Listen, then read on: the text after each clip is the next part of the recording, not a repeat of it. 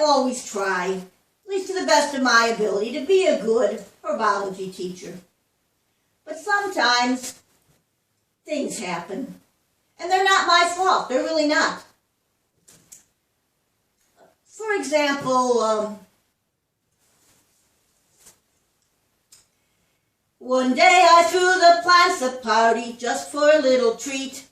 I brewed up the favorite quick grow punch, and it just can't be beat.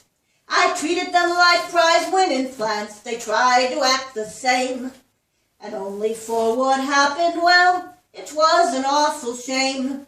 When I went to dish that punch on out, I fainted on the spot.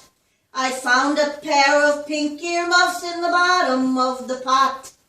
A mandrake, he got rippin' mad and starts to rave and shout. He jumped up on that big cauldron and loudly he did shout. Who threw the pink earmuffs in Professor Grubb's quick grow?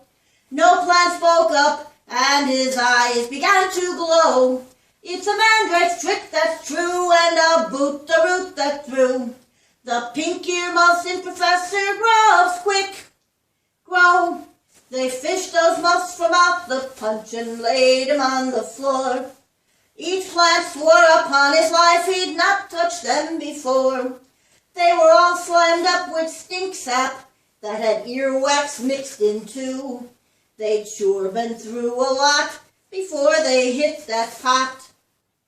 About that time I came to and figured it all out. No student liked to wear the pink, so they tried to chuck 'em out. I made that mandrake apologize for what he'd said that night, and we put music to the words and sang with all our might.